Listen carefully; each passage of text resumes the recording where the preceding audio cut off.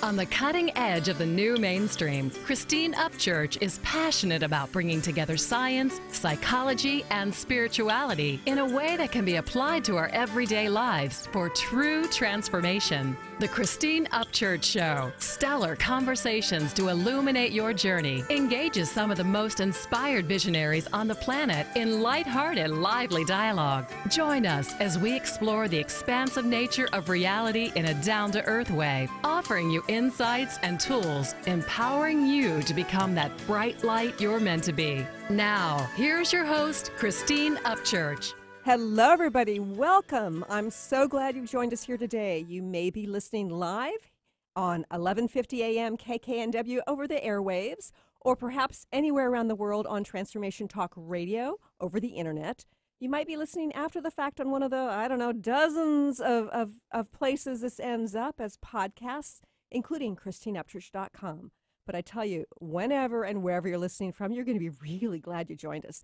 I'm so excited. I feel like a kid waiting for Christmas morning, and Christmas morning has finally arrived because we are talking to two VIP researchers who have each been on the show before, and they're here together to talk about something really fascinating. But before I tell you more about that, I want to say hello to Mr. Benny Mathers, who does his technological magic to allow these conversations to be heard by you.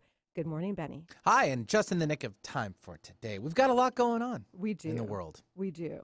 Prayers and thoughts to everyone down in the East Coast, Southeast, of course, with Hurricane Florence. It is ravishing things right now. So it is. And the good news is the winds died down, but the bad news is the storm is so slow and the swells are so high that it's incredibly dangerous. Of course, and they've been saying, like, if you haven't left, good luck and or you can't. Yeah. I mean, I would never imagine that happening to us around here. So, I mean, I hope everyone did get out when they had the opportunity. If those trying to challenge it, good luck to you, I guess. Yeah. I mean, and I remember tough. Hearing a story about a man who was an owner of a pet store, and he had something like 30 different animals in his pet store, and he decided the pet store, because of its location, was not a safe place to leave these animals. So he took them all home. And I guess it would be rather difficult to evacuate with 30 animals. Yeah, hopefully they're all like not poisonous. That kind of came to my mind right away. I hope they're all safe. And I mean, I hope they can go back to the store and people can see them and have, good times. But yeah, and I'm very concerned about the animals, the farm animals. Yeah. Some of them trapped, and it's just, it's sad every which way. There'll probably be some big cleanup, but everyone's going to look out for everyone, and that's what we want. Yeah, and there's some great first responders and people who really do care. I also saw something about animals where there were people waiting in line in order to take a shelter animal home. So they could sort of rescue them because the shelter temporarily. Temporarily, which that's I thought nice was of them fascinating. to do that. So see, people helping out, even our furry friends. Yes. So in the midst of what seems to be negativity and chaos, there's a lot of good in this world. I'm so excited about our guest today. I have to tell you, decades and decades ago, when I first started on my sort of conscious journey, I came across a book called Life After Life that blew my mind by Dr. Raymond Moody, and it was an exploration of near-death experiences. He's the one who coined the term. And I got fascinated by that, and I read all I could read about it, and fast forward many years, he's been on the show, and he's written a lot of books here. So he is a best-selling author of 11 books, which have sold, get this, over 20 million copies. That book, Life After Life, I was just talking about, completely changed the way we view death and dying. And that book alone has sold 13 million copies worldwide. His latest book is fascinating, called Glimpses of Eternity, sharing a loved one's passing from this life to the next. He's a leading author, and he lectures on topics, including near-death experiences, of course, but death with dignity, life after loss, surviving grief, finding hope, reunions, visionary encounters with departed loved ones, and so on and so forth. He's got numerous things he talks about. He's got a private practice of philosophical counseling, and interestingly, he's got a PhD in philosophy, and he's also an MD. He's a frequent media guest. He's been on Oprah Winfrey, I think, 3 times now, which is just really exciting, as well as all over the place, including MSNBC and ABC, and he's even on the little Christine Upchurch show, which I'm so excited. But that's not all. Wait, there's more. We're going to be talking to Lisa Smartt as well, and she's again been on the show before. She is the author of Words at the Threshold. She's a linguist, educator, and poet, and she founded the Final Words Project, which is an ongoing study devoted to collecting and interpreting the mysterious language at the end of our lives. She co-facilitates workshops about language and consciousness with Raymond Moody at universities, hospices, and conferences, and we're so grateful to have them both here today. Welcome, Raymond, and welcome, Lisa. Hello, Christine. Thank you so much. It's really good to be here. You know, Raymond, you coined the near-death experience phrase, and it's become rather, ubiquitous in discussions of dying and death. Before we get into the details of this latest research, can you just share with our listeners the commonality of what your subjects talk about experiencing after they die, and they can share when they come back? Yes, and I should say that I got interested in this subject through Plato, who was very interested, as were the other early Greek philosophers, in these stories of people who apparently died and came back. So I found out about this when I was 18 years old, and then, and 3 years later, I met an actual human living person, Dr. George Ritchie, who was a psychiatry professor who had such an experience. So since that time, I've interviewed thousands of people from all over the world who come close to death and have these stories to report when they are revived. And basically, as we all know now, they tell us that they leave their body and they go through a passageway into what seems to be another world of comforting, peaceful light, in which they see relatives and friends of theirs who have passed away, and then undergo panoramic memory, in which all of the events of their lives are displayed around them instantly, and they come back from this with a whole new view of life, that whatever they were chasing before, that what is important in life is learning to love. And often also to think that they come back sort of committed to try to understand the world better and to seek knowledge. Interesting. And from what your research has shown, it seems like most people aren't really thrilled about coming back, right? Because it's such a pleasant place there. People, almost invariably people say they didn't want to come back.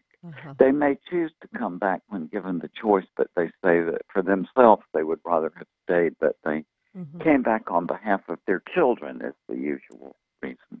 Right. And your research has helped people to not only get a sense of what is to come for all of us, but it's reassured us that death is not the end, which is which shifts our perspective about life. It does, and I want to say that about this, Christine. People have the right to make up their minds for themselves about this, because really nobody can say with positivity. Of course. And I have myself reached the conviction that, to my utter astonishment, there is an afterlife. And I think there are entirely new ways to prove this.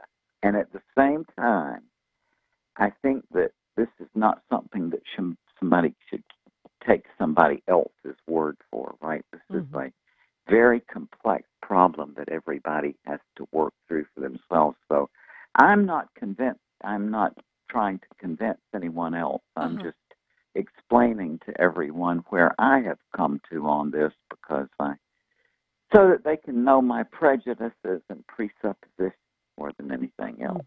Right. Can I say one thing? This is Lisa. Hi. Yeah. I've known Raymond about 6 years, and when I met him, he still wasn't fully convinced. I mean, here is a man who is very open-minded, but is also by nature, in the best sense of the word, skeptical, right? He's looking to get as much information as possible before making a final decision on anything.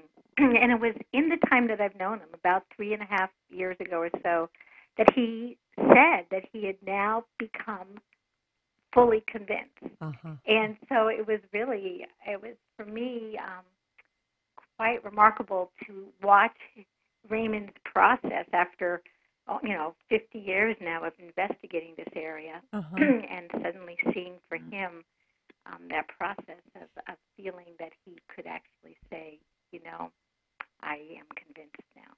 Well, I think that a good scientist is always skeptical, not closed-minded, but skeptical and discerning. And I know that, Lisa, you've been looking at it sort of, through observation and scientifically in certain ways, not so much about the people who come back, but the people who die, and as they're dying, the things that they say. So tell us a little bit about what brought you to that research. Well, what brought me to I never thought, I read Raymond's book when I was 17 and loved it. And like you, it just opened up my eyes and made me wonder about so many things. And I had never imagined I'd be on the phone with him. But what happened is my father died relatively quickly over a 3-week period. And I was trained in linguistics, so I was very finely tuned to language. And as my father was dying, I just heard these remarkable shifts in his language. There were changes. And I just started writing everything down because as a linguist, that's what I was trained to do, right? Sure. You hear language that's baffling or new, you write it down. And one part of it was different types of language, but also different kinds of perceptions.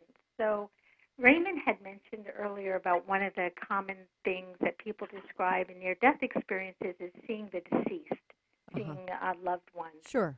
And so one of the things that appeared in the language of my father is he started talking about people in the room, that the room was crowded with people. And he even started talking about angels, which was remarkable because he was a hardcore skeptic. So that's what brought me to this investigation and ultimately to meeting Raymond and working with him. Yeah, and it's fascinating the work you're doing together. And Raymond, I'm really excited about your book, Glimpses of Eternity. We have to go to a quick break, but stay tuned for more mind-blowing information that goes well beyond this typical near-death experience.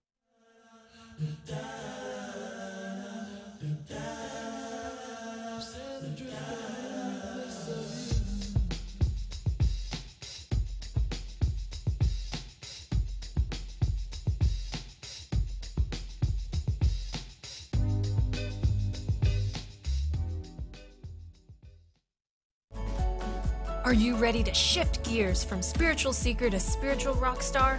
Let Nova Whiteman be your aligning force that will help you navigate the ups and downs of this human experience. Tune in to Spiritual Alignment Radio with Nova Whiteman every second Tuesday at 12 p.m. Pacific on TransformationTalkRadio.com. For more, visit novawhiteman.com. That's NOVAWIGHTMAN.com. Are you traveling most of your day? Do you want to take Transformation Talk Radio with you anywhere you go? Well, guess what? There's an app for that. Just go to the App Store on your Apple device or the Google Play Store on your Android and search Transformation Talk Radio. Catch all of our live shows no matter where you are. Thanks for listening. On the cutting edge of the new mainstream, Christine Upchurch is passionate about bringing together science, psychology, and spirituality in a way that can be applied to our everyday lives for true transformation. The Christine Upchurch Show, stellar conversations to illuminate your journey, engages some of the most outstanding visionaries on the planet in lively dialogue to inspire you to become that bright light you're meant to be. Join Christine every Friday at 11 a.m. Pacific Time on KKNW, AM 1150, and Transformation Talk Radio. Don't miss out on an opportunity to hear from Lou Paradise, health and vibrant living expert and founder of Topricin. Lou is a featured speaker at the New You Life Conference in Connecticut, Saturday, September 15th. Tickets are available now. For information and tickets, click the button on the homepage of louparadise.com. That's louparadise.com.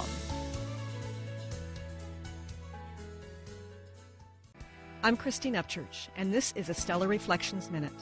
Years ago, when facing cancer, without any immediate treatment options, I sought healing by making various life changes. For a while, I followed a very restrictive diet. I often found myself obsessing about which foods were good and which ones were bad. Then one day, I realized I was consuming foods based on fear of not getting well. But I didn't want to make choices out of fear anymore. I decided it was far better for my immune system if I allowed myself to experience the joy that came from, say, eating frozen yogurt, than it was for me to ingest the fear that came from avoiding it. Now, instead of choosing healthy habits based on fear, I try to make choices because they feel right and ultimately bring me joy and ease. How many of your healthy habits are really based on fear? Please visit StellarReflections.com or call 425-999-9836. That's 425-999-9836.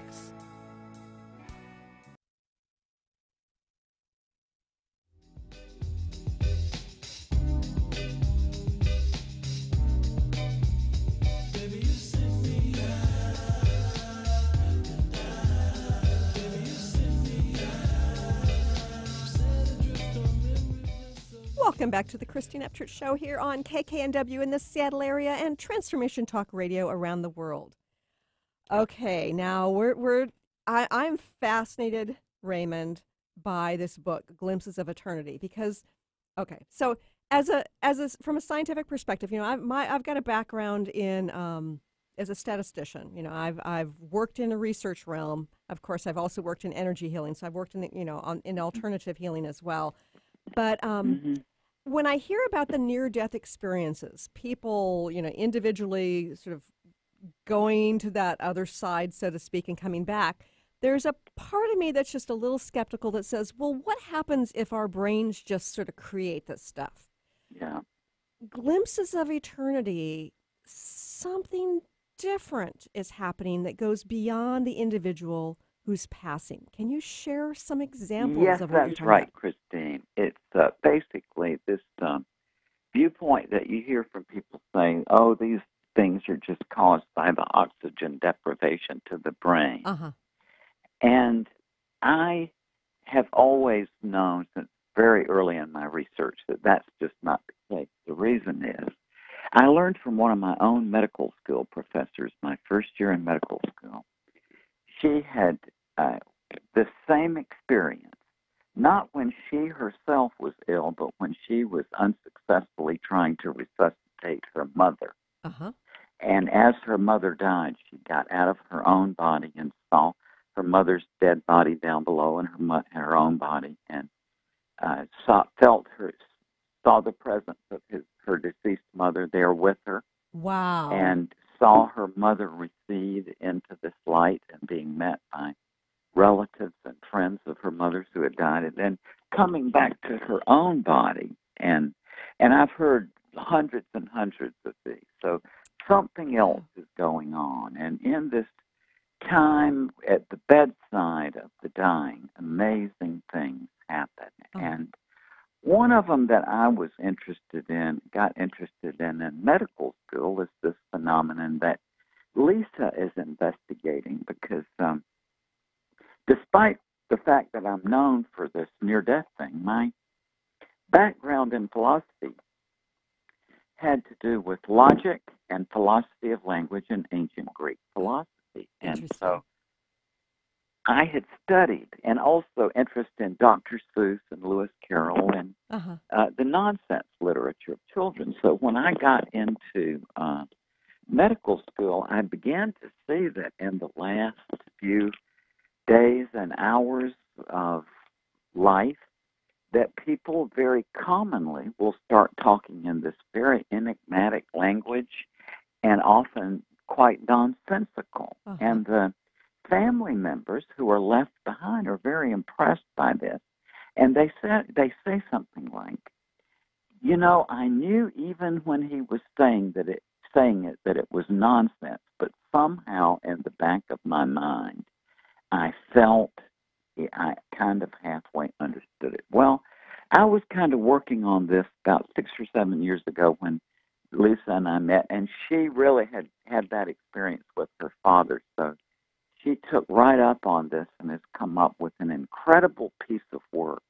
And I think that I am quite sure that by studying the language communications of the dying, which are very often enigmatic, we are going to be in a situation where we will actually be able to track the mind through the dying process, hopefully over into when they enter into a transcendent state of existence. So that's my conjecture. I think this is very important work that Lisa is doing. So, Lisa, tell us a little bit more about some other stories or some generalities about this shifting of language and verbiage as people are dying.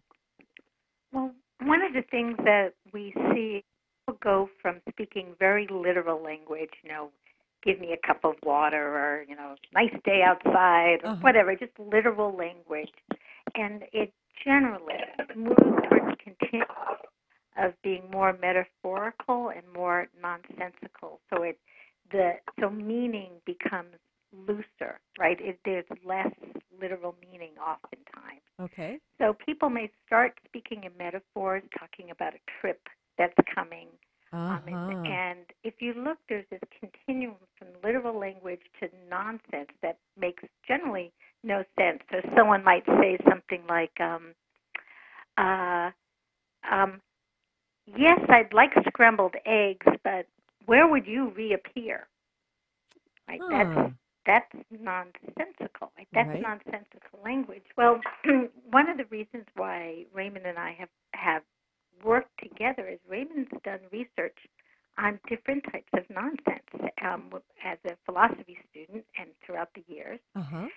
And we know that there are different types of nonsense. Nonsense has the same kind of patterns that literal and sensical language has, but no one's ever taken the time to look at what those patterns are. I'm confused, so tell me more. Well, so when people are dying, you see, just as I said, different kinds of nonsense. First is the kind of nonsense that has to do more with situations. Like my father saying, the angels are here. So that's the kind of nonsense where it's just based on the situation. People say, oh, come on, there's no angels here, for those people who don't believe that angels might be in the room, right? That's situational. Right. But then there is linguistic nonsense where the words, for example, something like, oh, sir, get the dollar roofing.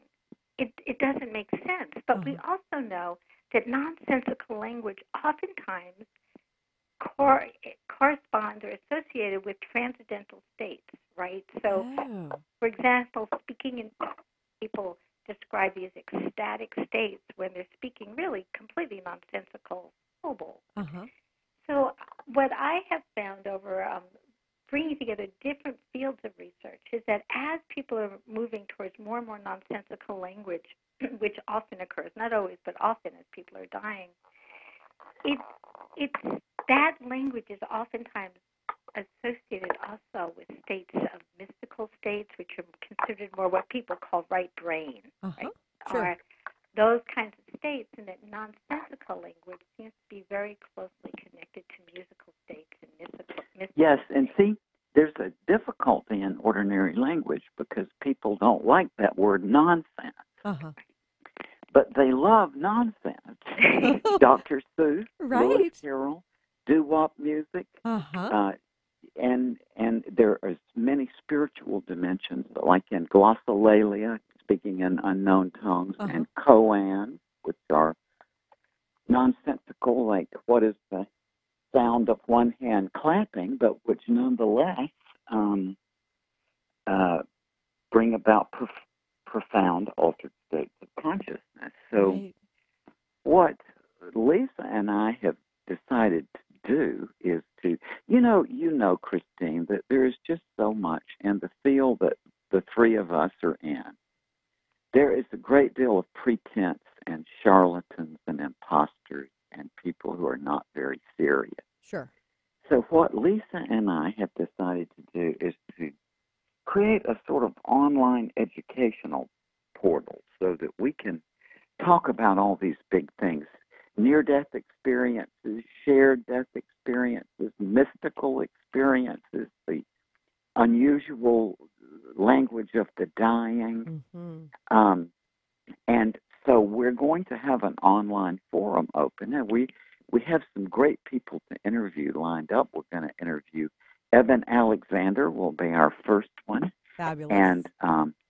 And just the most phenomenal, one of the most phenomenal cases of a near-death experience I've ever heard, of a very fine graphic artist who was essentially killed in an accident and lost his leg, but survived. But in the accident, his wife was killed. And so he had a profound near-death experience. And to make a long story short, the trauma surgeon who saved his life empathically participated in his shared death experience. And we also have coming Dr. Anthony Cicoria, who is a PhD in physiology and an MD degree and an esteemed professor of orthopedic surgery at NYU, who had a profound near-death experience when he got struck in the neck by a bolt of lightning in 1996. Oh, my goodness. And got inspired by his near-death experience, strangely, to be a piano player. He got a fascination with the piano and has now, to make a long story short again, is now, in addition to being a professor of orthopedic surgery, is also a concert pianist. So we have some really interesting programs lined up. Yeah, this does sound fascinating. And we have to go to another quick break. But when we return, we're going to talk more about near-death experiences, shared death experiences, and the nonsensical language that probably makes a lot of sense in some realm. Stay tuned for more here on The Christine Upchurch Show.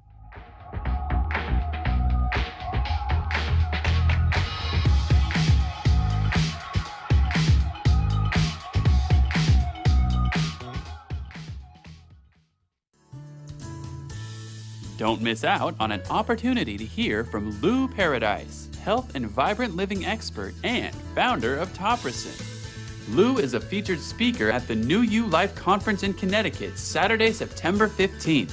Tickets are available now. For information and tickets, click the button on the homepage of louparadise.com. That's louparadise.com. Calling all moms, it's time to awaken your vibrant, intuitive, loving self in every area of your life. Join host Debbie Pokornik as she shares thoughts, stories, and tools to help you stand in your power. Listen to Vibrant, Powerful Moms helping everyday women create extraordinary lives. Mondays at 2:30 Pacific, 5:30 Eastern. For more information about Debbie, visit empoweringenergy.com. That's empowering with letters NRG.com. Did you know that all of the shows on the Transformation Radio Network are available as podcasts to stream or download? Really? Check us out. Go to transformationradio.fm. We have business shows, spiritual shows, energy healing shows, and pretty much everything in between. Something for everyone, guaranteed to inspire, educate, and transform. We are transforming the world one listener at a time.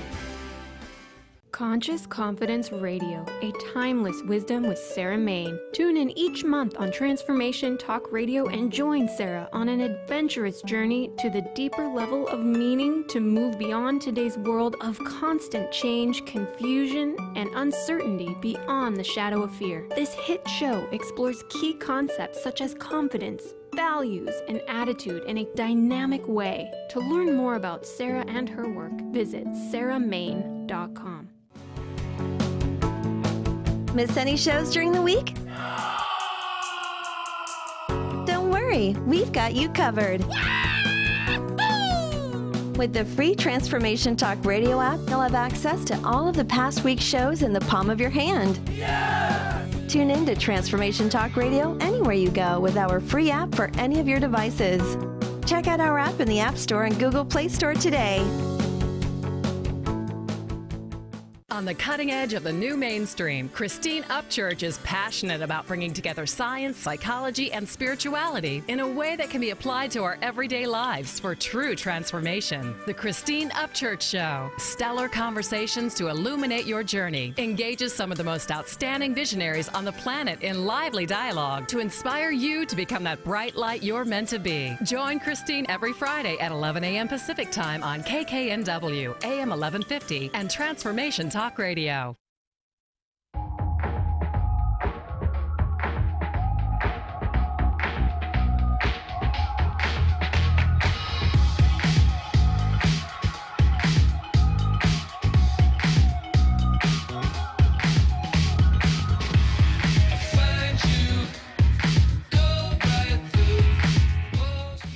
Welcome back to the Christine Upchurch Show here on KKNW and Transformation Talk Radio.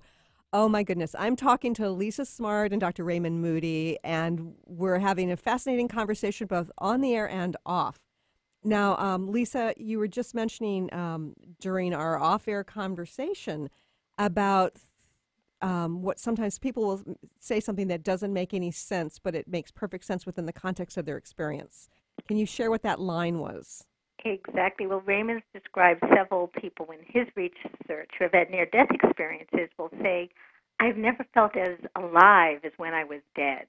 Right? Well, based on my experience, that sounds completely nonsensical. But based on the experience of someone who's had an NDE, that's a very real, intelligible statement for them, right? Right. So nonsense has many facets, but one is this idea of self-contradiction, and that's a contradiction, right? And yet, in the literal reality we know, you can't. That makes no sense, and yet perhaps there are things. Well, very likely there are things that we can't even conceive of, and our language limits the way that we see the world. And nonsense offers a portal of a new way of thinking about things and discussing things and perceiving. I know that there are some cultures. Certain tribal cultures that believe that our waking reality is like the dream, and our dreaming reality and our death reality are the true reality. So in a sense, that nonsensical actually makes sense within the context of that perspective. That's the position I've arrived at when I was a very young kid. I mean, really? You know, in reality, if you really want to go by the reasoning process, all you have before you is your consciousness and patterns in your consciousness. And some people want to leap to the conclusion that because there are recurrent patterns in your experience or your conscious experience, then therefore that there is some external physical reality that causes that similarity in the patterns. But I don't buy it. I think it's just as easy to say, I don't know, that it's entirely possible that the patterns in our conscious experience are generated in some other way than by a physical reality. Right. There's a big controversy in science, or area of research in science right now, where they're trying to figure out some way if this thing that we're in is like a computer simulation. And I don't know about you guys, but I've decided, yeah, it is. This is, and I'm comfortable with that. that's the position that the Hindus reached too. That this thing we're in is kind of like a drama. Yeah, yeah, and what's so fascinating to me is that on top of all that, we've got the science indicating that perhaps everything is happening simultaneously, and perhaps there are multiple layers of reality, so that there are like multiple timelines, and so there are existences in multiple places at the same time and multiple times in the same moment. Well, people with near-death experience tell us that their experience took place in intersecting spheres of reality. They say that there's different layers of it, and that you can see into the physical realm, and you can see into a realm where people don't quite get it that they're dead. They're kind of stumbling around and repeating something, and then there is an element I've heard from many people describe an entire realm of being that seems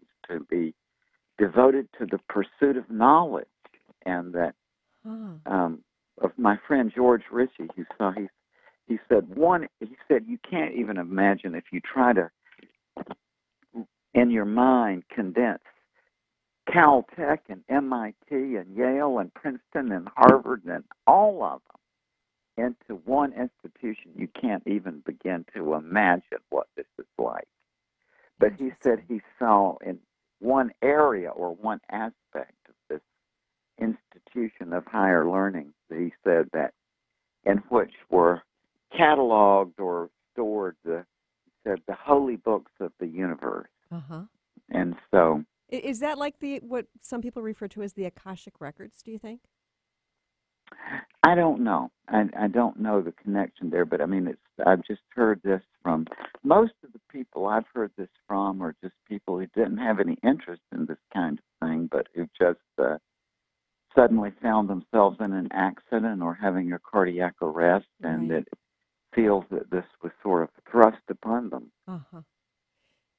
So, Lisa, I know that you've been studying the linguistic aspect of people who are dying, and it seems by its very nature you're going to only be able to look at those people who are dying slowly. Have there been any instances where you've gotten information about somebody who's dying rather quickly and how their language has shifted?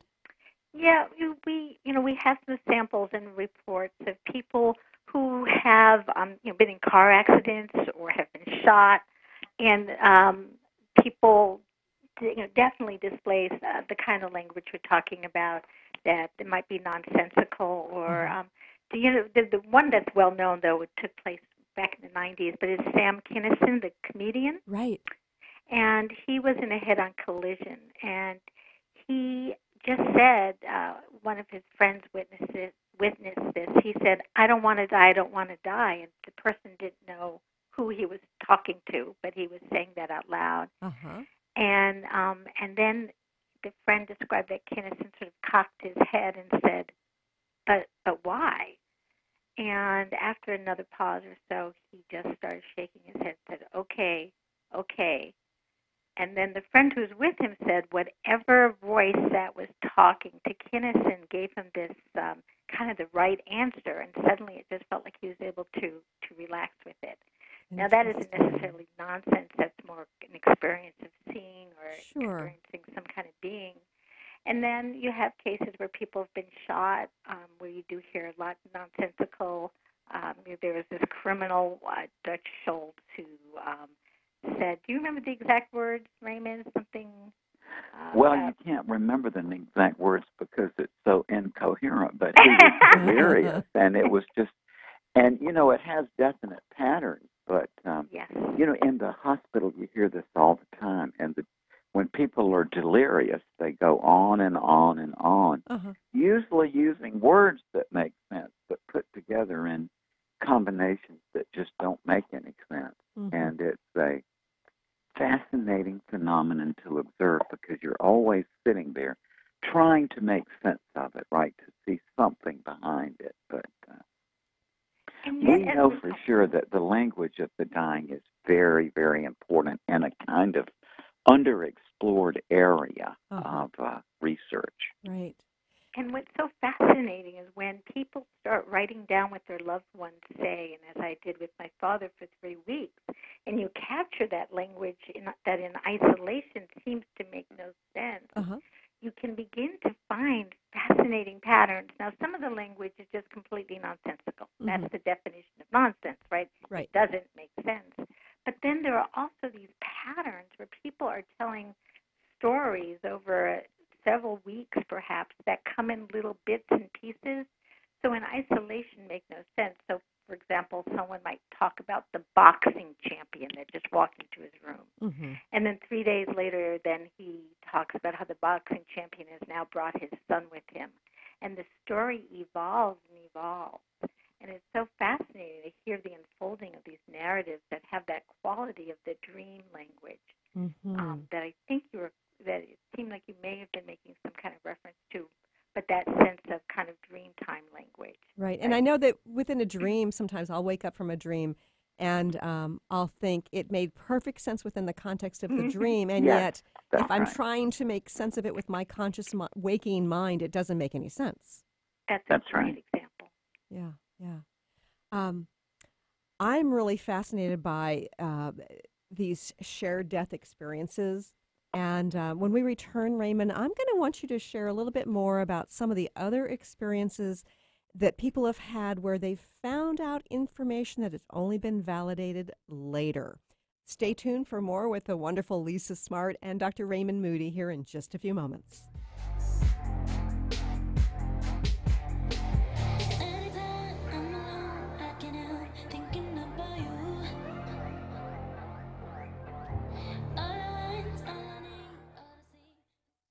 Did you know that all of the shows on the Transformation Radio Network are available as podcasts to stream or download?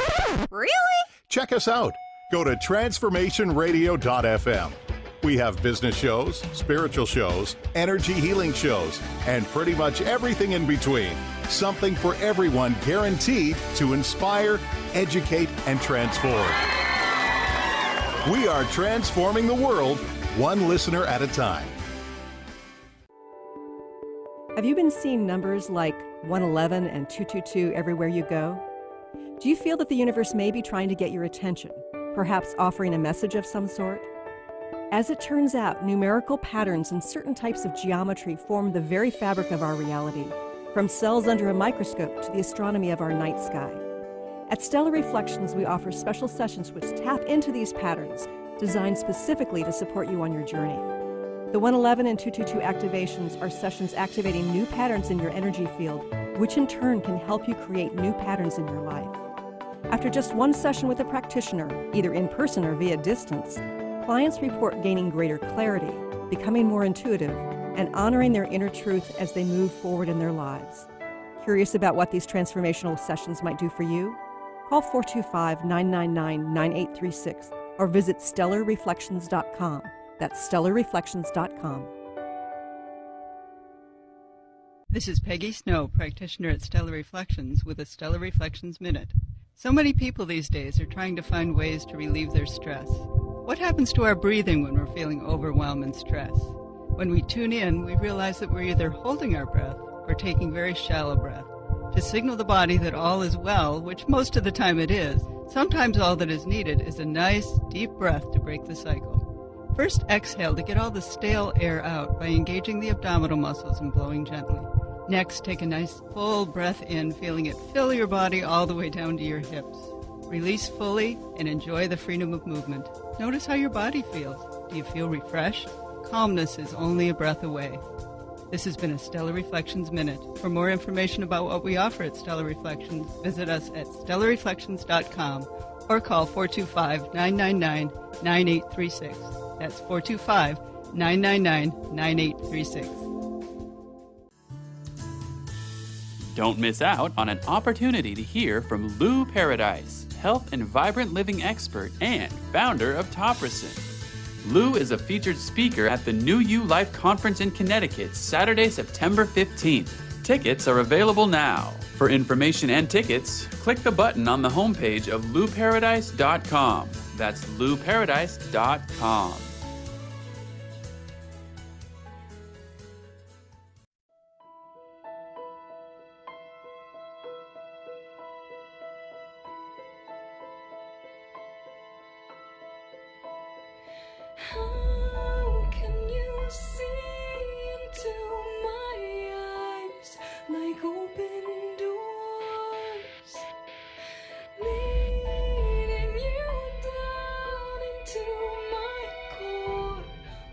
welcome back to the Christine Upchurch Show here on KKNW and Transformation Talk Radio.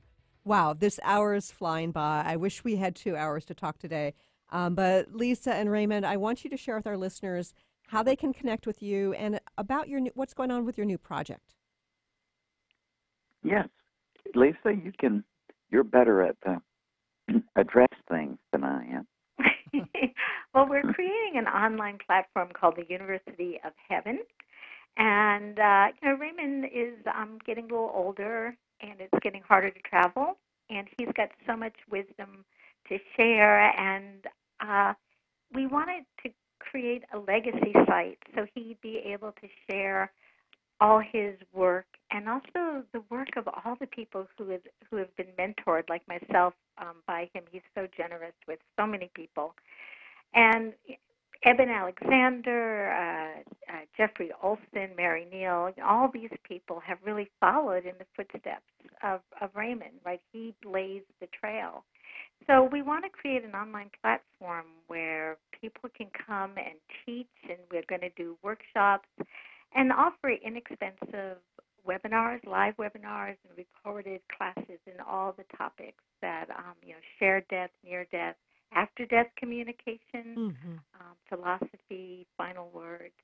So we're just in the process of building that. We're launching September 20th, and we're very excited about it. And what's the website? It is theuniversityofheaven.com. Terrific. That's theuniversityofheaven.com. September 20th. Launched the 20th. Very exciting. Now, and I came up with that name, I'll have to admit, and it's supposed to be a little bit humorous, but it's a serious project.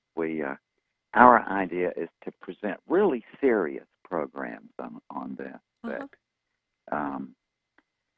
That because there are just so many people out there who really take this seriously, and they are kind of sick, I think, of a lot of the silliness that goes on in this subculture. So, yeah, that makes sense.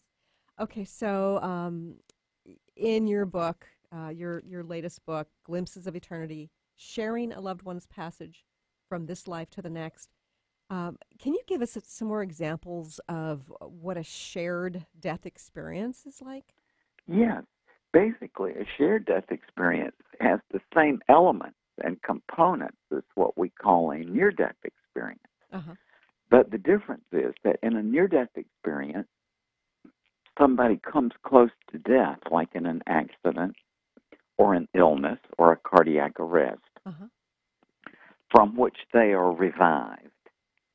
In a shared death experience, the same phenomena happen, but it happens to somebody who is not ill or injured, but who happens to be there at the death of someone else. And it's a very common thing for bystanders at the death of a loved one to say that as the person in the bedside died, in the bed died, that the bystander seems to leave their own physical body and drift up partway toward this light with their dying loved one. Wow. And then they come back and they rejoin their own bodies, and their loved one has gone on. Or people say at the bedside that they see something leave the body of the dying person at death, often described as a golden or grayish light.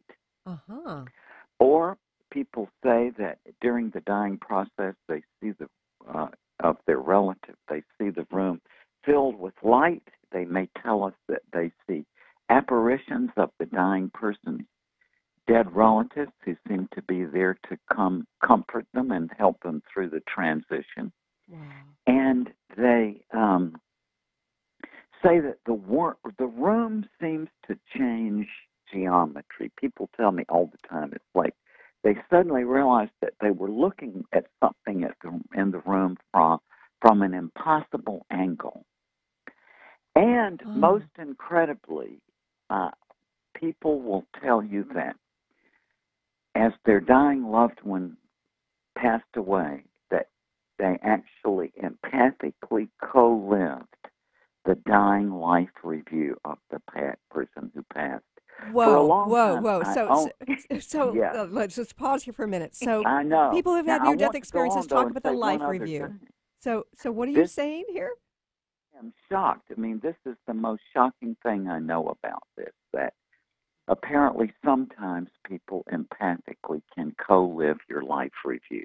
For some years, I thought it was the only cases I had were people who were very close to the person who died, which makes a certain amount of sense. But a few years back, we got a communication from a physician who told me that he was called to the ER to resuscitate a patient he had never laid eyes on. And so as he was going through the resuscitation, he said that images, which to him plainly were of his dying patient's life, sprang up around him, and he empathically. And this is just, I know, absolutely mind-boggling and a little bit shocking and embarrassing. Because to tell you the truth, I'm not looking forward to my own life review, much less having a spectator sit in. Okay, but is there any validation who go through this, it's really incredible that it happens. Somebody listening to this will, say, yeah, that happened to me. It's, it's incredible, but that's what people say. So have there been any cases when this has happened and there's been some validation that what they saw in the life review actually had happened? Well, the most remarkable case of it was a woman in Carrollton, Georgia, that I interviewed in about 85 to 92, somewhere in late 80s, and she had been married to the same guy for 30 years. They had grown up together. They had what we call in psychiatry a sturge marriage, which is an ancient Greek word that has to do with where kids on an adjacent farm will grow up as playmates, right, a boy and a girl, and then they just sort of evolve into a marriage. And she had that, and they had been known each other all their lives, and then they just, and so he died very quickly of a very rampant lung cancer, and she was there with him. And she said, yeah, his whole life sprang up around her in a vivid visionary form, and that she was able to converse with him, and it's like they were looking at the same panels or the same scenes because they would talk about them as they came up. Wow. This is absolutely fascinating. So it is. I know that there's great purpose behind each of you being involved in this research. In the next minute and a half, can you share what's your high-level goal here? My goal is I want to know what is. So many people want to know that there's an afterlife. Right. I want to know whether there's an afterlife. What interests me is what is true. And I'm just astonished as a lover of philosophy that some people just have an idea of what they think they want to be, and then they will come up with some argument